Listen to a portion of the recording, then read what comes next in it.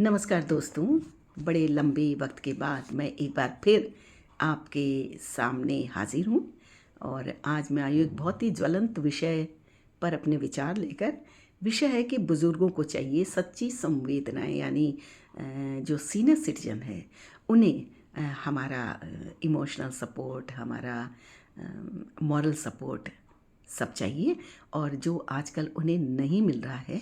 तो इस बारे में क्या किया जा सकता है, इन सारी बातों को बड़े संक्षेप में समेट कर मैं आपके समक्ष लेकर आई हूँ और उम्मीद करती हूँ कि मेरी बातें आपको पसंद आएगी। अगर मेरा वीडियो आपको पसंद आता है तो इसे लाइक, कमेंट, शेयर और सब्सक्राइब ज़रूर करें। हाँ, तो अपने विचार रखने से पहले मैं माँ शारदे की स्तुति करना चाहूँगी। या देवी सर्वभूतेषु विद्यारूपेण संस्थितः नमस्तस्यै नमस्तस्यै नमस्तस्यै नमो नमः।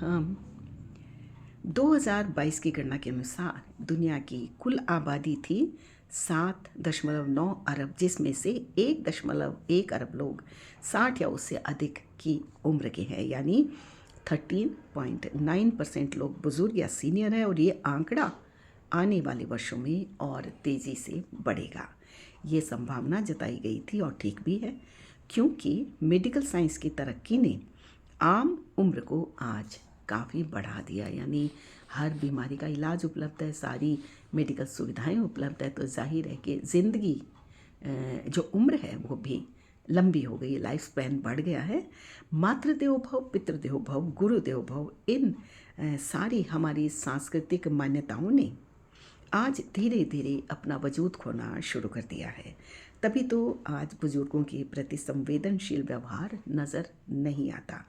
फलस्वरूप बुजुर्गों को अनेक शारीरिक, मानसिक, भावनात्मक और मनोवैज्ञानिक समस्याओं ने घेर लिया है, जिसके पीछे कई कारण काम कर रहे हैं, जैसे तेज़ी से बढ़ती भौतिकवादी सोच, उंगली पर सिमटती पाश्चात्य संस्कृति, आभासीय रिश्तों तले दम तोड़ते असल रिश्ते, मानवीय मूल्यों का अवमूल्यन, बुजुर्गों को घेरती बीमारियां, उनका बढ़ता खर्चा, उनका काम से रिटायर होना भी कभी कभी एक सज़ा बन जाता है। यानी बहुत सारी बातें हैं जिसने परिवार, समाज को बुजुर्गों के प्रति संवेदना शून्य बना दिया है।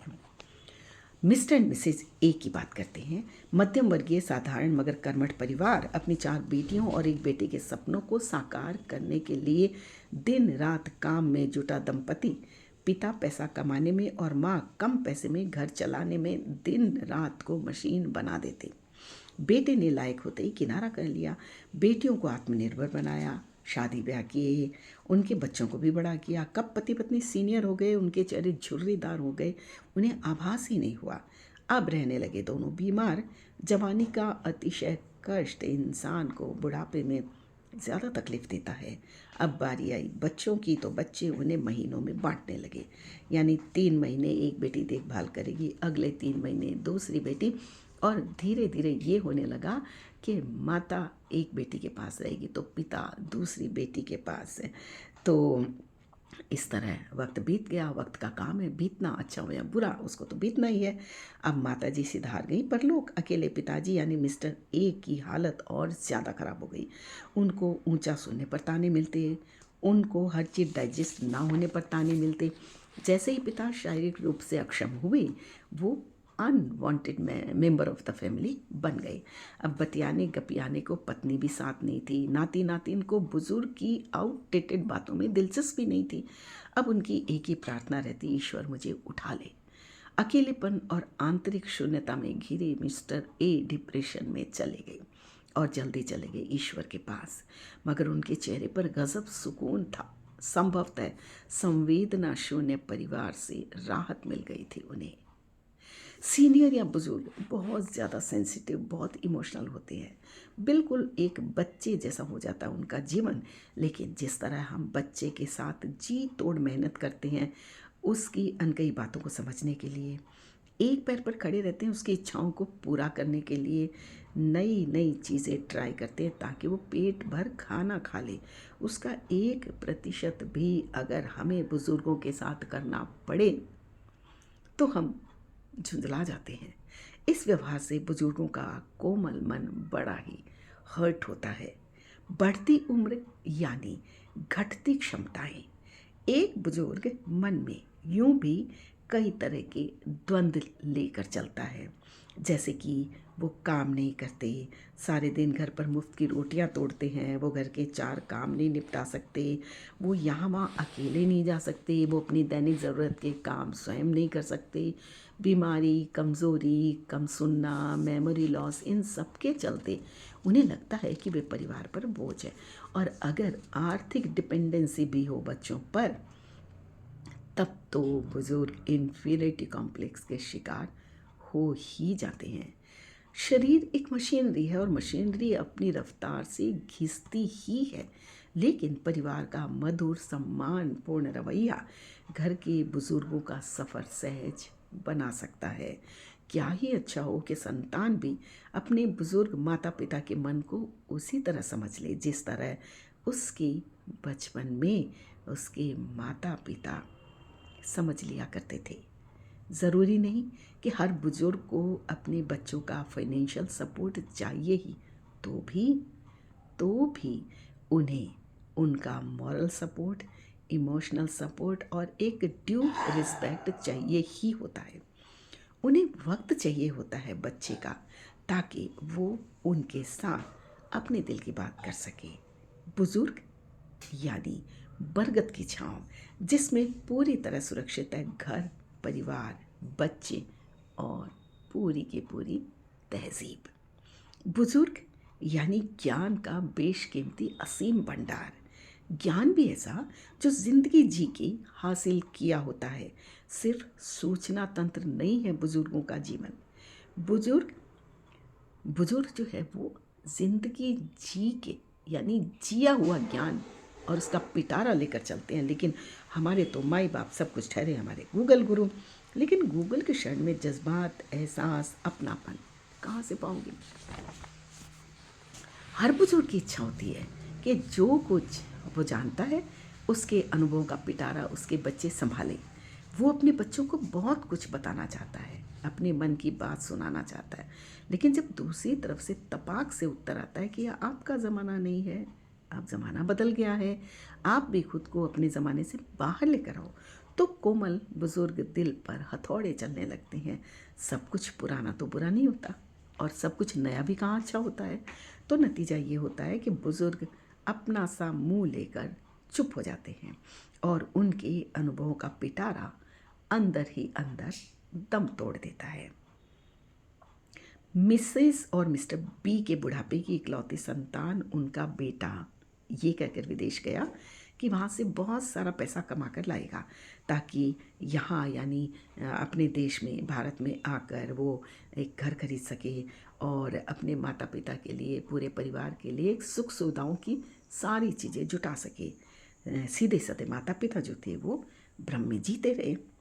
बेटे ने विदेश में शादी रचा ली, ग्रीन कार्ड ले लिया, वहीं घर खरीद लिया। मिस्टर बी ने तो स्वयं को संभाल लिया, लेकिन मिसेस बी मानसिक रूप से विकसित हो गई। क्या बेटे को इतना भरोसा नहीं था हम पर कि हमें सच बोलकर जाता, हम उसे थोड़े ही रोकते, मगर एक भ्रम तो नहीं पालते, उसका झूठा इंतज़ार तो नहीं करते। वो हर वक्त अपने पति से कहा करती, कितना घिनौना खेल है बुजुर्गों की भावनाओं के साथ।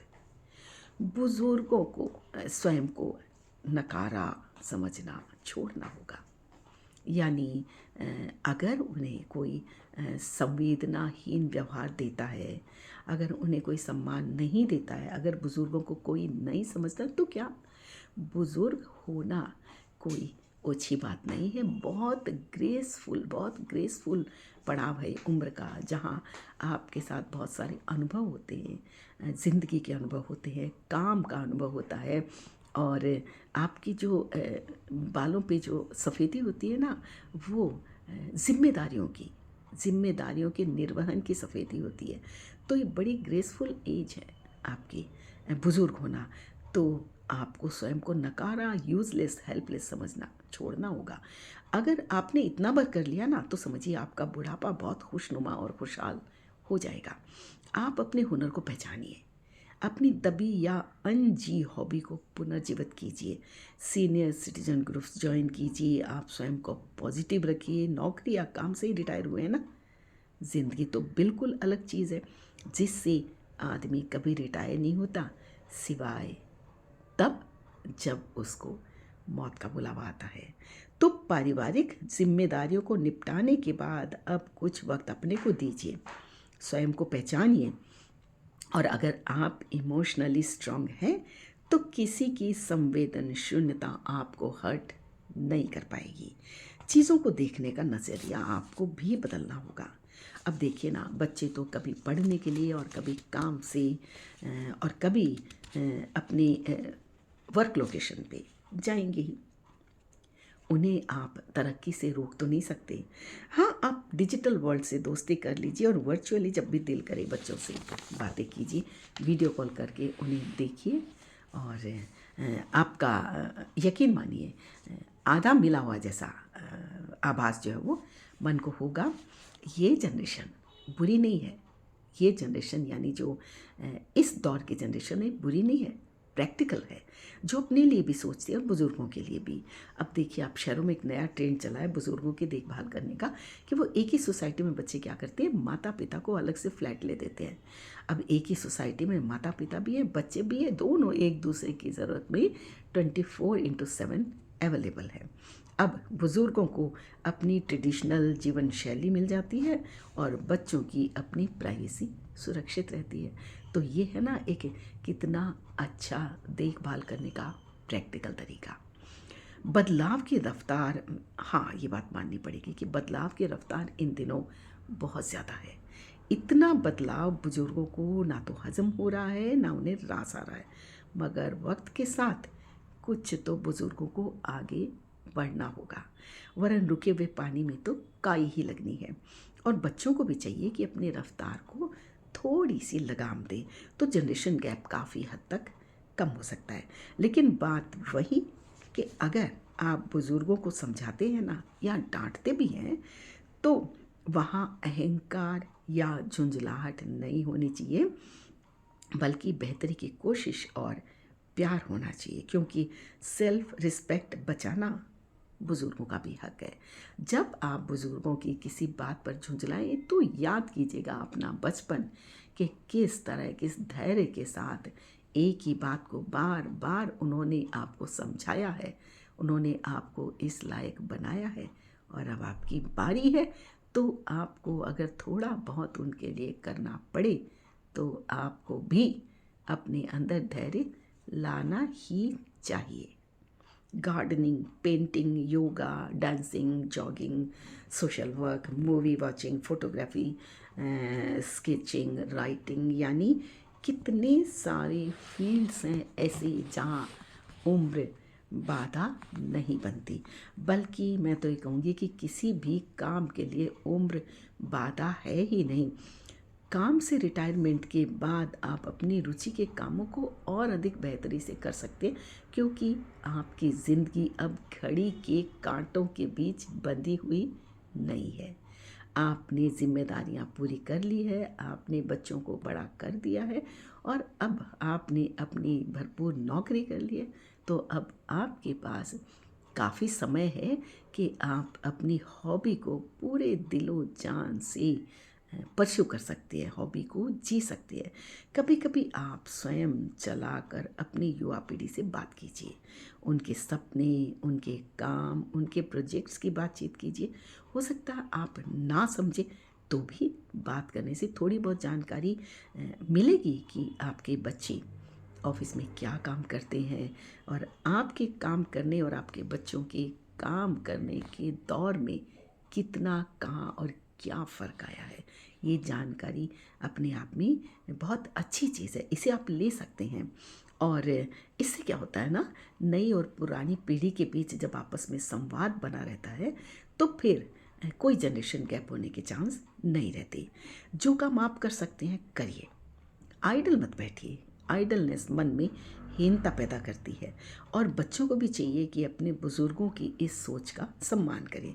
बुज़ुर्गों का ध्यान रखना, उनकी केयर करना बहुत अच्छी बात है, लेकिन अगर वो किसी काम में स्वयं को व्यस्त रखना चाहते हैं तो उन्हें डीमोरलाइज करने, डिस्करेज करने या टोका टाकी करने के बजाय आप उन्हें सहयोग दें। इससे क्या होगा, बुज़ुर्गों का कॉन्फिडेंस बना रहेगा और ये कॉन्फिडेंस बुज़ुर्गों में मानसिक ताकत और इमोशनल स्ट्रेंथ देगा। आज बुजुर्गों ने भी स्वयं को बहुत बदला है, अपनी सोच को बदला है।